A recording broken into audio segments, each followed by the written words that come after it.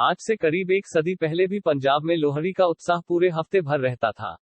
लेकिन उस साल लाहौर के नैयर परिवार के लिए यह उत्साह और खुशी दो गुनी थी और कई हफ्तों चलने वाली थी। लोहड़ी के 3 दिन बाद यानी 16 जनवरी 1926 को उनके घर के एक बेटे ने जन्म लिया था। उसका नाम रखा गया ओम प्रकाश, जिसे हम ओपी नैयर के नाम से जानते हैं। सिर्फ संगीत की वजह से ही नहीं, ओपी नैयर को अपनी शख्सियत की वजह से भी बॉलीवुड के सबसे अलहदा संगीतकारों में शुमार किया जाता है। इस शख्सियत की पहली खासियत थी विद्रोही स्वभाव। कहते हैं कि उनके पिता परम अनुशासित व्यक्ति थे। बचपन में नैयर ने पिताजी से इतनी मार खाई कि विद्रोह तब से ही उनके स्वभाव का हिस्सा बन गया। ऐसा विद्रोह, ऐसी सख्ती जिसे उनके भीतर बह रहा संगीत का तरल बहाव भी नर्म नहीं कर पाया और एक दिन किसी बात का विरोध करते हुए उन्होंने घर ही छोड़ दिया। पढ़ाई लिखाई की नहीं थी, संगीत में थोड़ा बहुत मन रमता था, सो ओपी नैयर ने लाहौर के ही एक गर्ल्स स्कूल में संगीत शिक्षक की नौकरी कर ली। मगर कुछ ही दिनों में उन्हें नौकरी छोड़नी पड़ी। वजह यह थी कि स्कूल की हेड मास्टरनी नैयर साहब के इश्क में पड़ गई थी और स्कूल प्रबंधकों को यह गवारा न हुआ। वहां से निकलने के बाद आकाशवाणी में नौकरी कर ली। उस वक्त के लोकप्रिय गायक CH आत्मा के लिए गीत बनाया, जिसके बोल थे प्रीतम आन मिलो के साथ ओपी नैयर भी मकबूल हुए। मेहनताना मिला 12 रुपये। इन 12 रुपयों से शुरू हुआ सिलसिला बाद में लाख रुपए प्रति फिल्म तक भी पहुंचा। ओपी नैयर अपने जमाने के सबसे महंगे संगीतकार थे। उस दौर में वे लाहौर के ही बाशिंदे हुआ करते थे। जब विभाजन हुआ तो उस त्रासदी के दौर में भी जो कुछ सौगातें पाकिस्तान से हिंदुस्तान के हिस्से आई, उनमें से एक ओपी नैयर भी थे। लाहौर से पंजाब पहुंचने वाले ओपी नैयर अब शराब और शबाब के शौकीन हो गए थे। यहां वे नौकरियां करते छोड़ते रहे, माशुकाओं का दिल तोड़ते रहे। एक दिन मुंबई जाने का ख्याल आया तो चल पड़े। संगीतकार बनने के लिए नहीं, हीरो बनने के लिए। हीरो बनने के लिए उनके पास सिर्फ शक्ल थी। सिर्फ शक्ल की बदौलत हीरोगिरी नहीं चलेगी, यह समझने की अक्ल भी उन्हें जल्दी ही आ गई। हीरो छोड़ कुछ दिन गायक बनने की भी कोशिश की। एक दिन घूमते फिरते उनकी कृष्ण केवल से मुलाकात हो गई। कृष्ण केवल उन दिनों कनीज 1949 बनाने की सोच रहे थे और उन्हें इस फिल्म के लिए कंपोजर की जरूरत थी। कनीज में नैयर साहब ने बैकग्राउंड स्कोर दिया। इस फिल्म के बाद नैयर साहब ने कुछ संगीतकारों के साथ इक्का दुक्का गीत बनाए। 1952 में आई फिल्मों आसमान और छम छमा छम में उन्होंने पहली बार स्वतंत्र रूप से संगीत दिया था। बतौर संगीतकार आसमान नैयर की पहली फिल्म कही जाती है। हालांकि फिल्में कुछ कमाल नहीं कर पाईं, लेकिन इनके जरिए फिल्म जगत में नैयर की जान पहचान का दायरा जरूर बड़ा हो गया। ओप नैयर की अच्छी परिचितों में गीता दत्त भी शामिल थी। उन्होंने इस बुरे वक्त में उन्हें गुरुदत्त से मिलने की सलाह दी। इस बात का अंदाजा शायद नैयर को भी नहीं होगा कि यह मुलाकात उनको क्या से क्या बनाने जा रही है। गुरुदत्त ने उन्हें आर पार 1954 का संगीत रचने की जिम्मेदारी दी। उनकी अगली फिल्म मिस्टर एंड मिसेस 55 1955 का संगीत भी ओपी नैयर ने दिया था। इन दोनों फिल्मों की कामयाबी ने उन्हें हिंदी फिल्म जगत में स्थापित कर दिया। इसके बाद जो हुआ वो कहानी सब जानते हैं, मगर फिर भी रस्मी तौर पर कुछ फिल्मों का नाम लेना जरूरी है, जैसे तुमसा नहीं देखा, बाप रे बाप, हावड़ा ब्रिज, CID, फागुन वगैरह वगैरह। CID में ओपी नैयर ने आशा भोसले को पहली बार मौका दिया और इस जोड़ी ने बाद में कई हिट गाने दिए। संगीतकार ओपी नैयर ने शास्त्रीय संगीत की शिक्षा नहीं ली थी।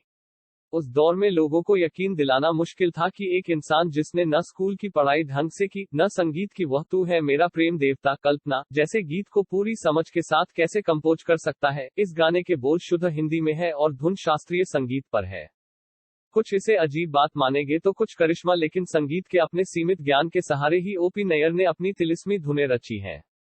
कुछ गाने जैसे मान के साथ तुम्हारा या जरा हौले हौले चलो मोरे साजना सुनते हुए जो टक टुक सी घोड़े की टापों की आवाज सुनाई देती है, वह ओपी नैयर की पहचान है। ऐसे ही नया दौर के मशहूर गाने उड़े जब जब जुल्फे तेरी में तालियों का इस्तेमाल गाने को शानदार शुरुआत देता है। मुखड़े और अंतरे के बीच सितार का सोलो प्रयोग सिर्फ नैयर के संगीत में मिलेगा।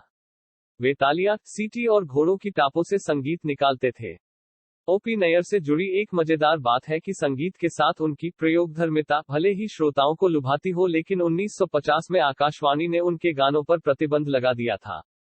फर्क यह था कि इन गानों को संगीत की श्रेणी में नहीं रखा जा सकता। नैयर की प्रयोगधर्मिता सिर्फ यहीं तक सीमित नहीं थी, वे कई मामलों में ट्रेंड सेटर कहे जा सकते हैं। जैसे कॉमेडियन के लिए पूरे 3 मिनट का गाना बनाना, अभिनेत्रियों से संगीत के हिसाब से अदाएं करवाना वगैरह। यदि विद्रोह किसी के व्यक्तित्व का अभिन्न हिस्सा है तो उसका जिद्दी होना भी कोई असामान्य बात नहीं है। नैयर जिद्दी भी खूब थे। तभी तो लता मंगेशकर जैसी गायिका से कभी ना गवाने की जिद पर आखिर तक डटे रहे। लता और ओपी नैयर के बीच इस बेरुखी के पीछे भी एक किस्सा है। हुआ यूं कि ओपी नैयर की पहली फिल्म आसमान के 8 गानों में से एक गाना सहनाइका पर फिल्माया जाना था। नैयर यह गाना लता मंगेशकर से गवाना चाहते थे। लता मंगेशकर उस समय की सबसे सफल गायिका थी। इस बड़ी गायिका ने सहनाइका के लिए गाना अपना अपमान समझा और मना कर दिया। बस यही बात नैयर साहब को चुभ गई और उन्होंने लता जी से तौबा कर ली। आशा भोसले और गीता दत्त से ही अपने सारे करीब 150 गाने गवाए। हालांकि अपने जिद्दी और अक्खड़ मिजाज के चलते में नैयर साहब की गीता दत्त, आशा भोसले और मोहम्मद रफी से भी अनबन की खबरें आती रहीं। आशा भोसले से अनबन का नतीजा था कि 1974 में दोनों ने मिलकर साथ काम न करने का फैसला किया। ओपी नैयर ने हमेशा मझोले फिल्मकारों के साथ काम किया, फिर भी वे अपने दौर के सबसे महंगे संगीतकार रहे। बी आर चोपड़ा की नया दौर इकलौती ऐसी फिल्म है जिसमें उन्होंने किसी बड़े बैनर तले काम किया।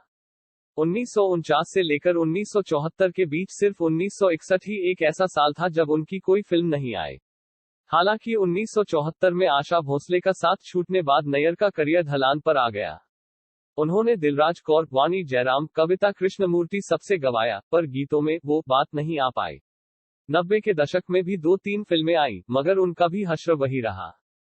नैयर का स्वभाव, उनकी साफगोई उनके पारिवारिक जीवन पर भी भारी पड़ा। जिसने पिता का अनुशासन नहीं माना वो जिंदगी का क्या मानता। शादी की पहली ही रात पत्नी सरोज मोहिनी को ये बता दिया कि उनके प्रेम प्रसंग के किस्से सुनकर अगर वे बाद में कलह करने वाली हैं तो तुरंत घर छोड़कर जा सकती हैं। नैयर ने साफ साफ कहा कि जो किस्से उन तक पहुंचेंगे उनमें से ज्यादातर सच होंगे। उस समय तो सरोज मोहिनी ने बड़प्पन दिखाते हुए हामी भर दी, लेकिन आम जीवन में ऐसा होता नहीं है, सो एक दिन बच्चों सहित उन्हें छोड़कर चली गई। परिवार छोड़ ही गया था, अब गिनती के कुछ दोस्तों से ही ताल्लुक बचे थे। ओपी नैयर को संगीत से इत्र, ज्योतिष और होम्योपैथी की भी जानकारी थी। कहते हैं कि रिटायरमेंट के बाद उनके प्रशंसक मरीज बनकर उनसे मिलने आते थे। जो विद्रोही स्वभाव, जिद और अक्खड़पन नैयर को बचपन में ही मिल गया था वह आखिरी वक्त तक उनके साथ रहा। 28 जनवरी 2007 को उनकी मृत्यु हुई थी, लेकिन जाते जाते भी उन्होंने अपनी जिद नहीं छोड़ी। अंत्येष्टि में परिवार का कोई व्यक्ति शामिल न हो, यही आखिरी जिद थी, जो उनके परिवार वालों ने ससम्मान पूरी की। संगीत हो या नैयर खुद, उनकी नकल नामुमकिन है। दोस्तों, आपको हमारा वीडियो पसंद आया हो तो इसे लाइक कीजिए और अपने विचार हमें कमेंट में जरूर बताएं। जिन्होंने भी हमारा चैनल सब्सक्राइब नहीं किया है वो भी सब्सक्राइब कर ले ताकि हमारी रोचक खबरें आप तक सबसे पहले पहुंच सके। हमारे चैनल पर बने रहने के लिए धन्यवाद।